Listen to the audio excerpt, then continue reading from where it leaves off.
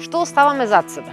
Под површината на Охридското езеро се крие една страна која ретко ја гледам. Под кристално чистите бранови се таложи ѓубре кое го уништува еколошкиот и животинскиот свет и убавината на езерото. Ова не е само еколошка приказна, ова е приказна која инспирира.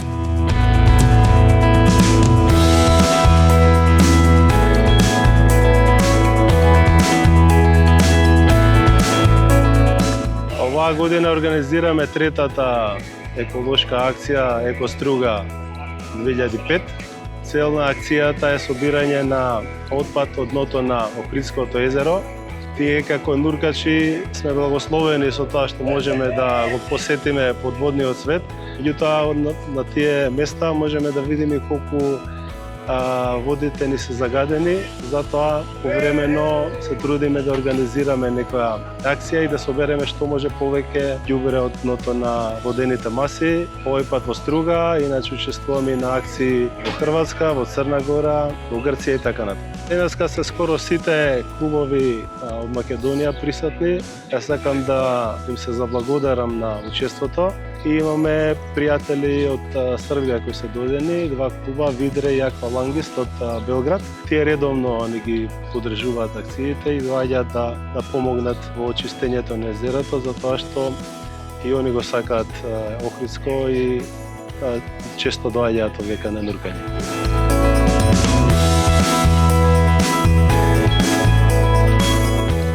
Веројатно затоа што овдека многу често наоѓаме голема количина на ѓубре во водата, веројатно ради близината на селото.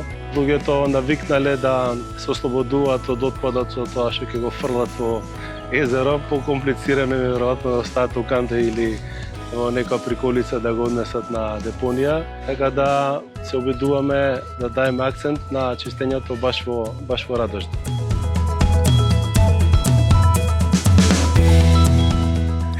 Све што нашите сограѓани одлучиле дека треба да припаѓа не во нивните домови, напротив во природните убавини на Охридското езеро. Се изваде еден акумулатор, се изваде некои гуми од автомобили, па може да кажам дека е доста како се зове Балкано подвода. Констатирано е дека баш овај дел од струшкиот дел на крајбрежјето е баш малку по, да речам така, загаден.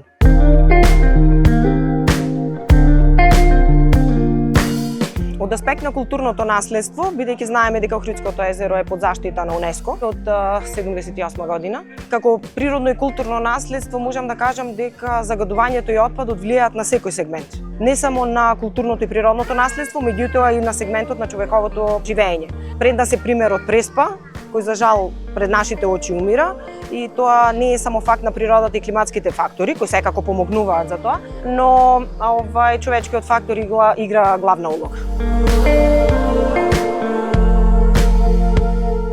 Ние балканциве малце не водиме рачуна од тоа ѓубре кое го фрламе во вода. Мислиме ако сме го фрлили во вода дека тој никој нема да го најди, али нажалост доста е од цел Балкан луѓе не водат рачуна од ѓубрево кое го фрлаат.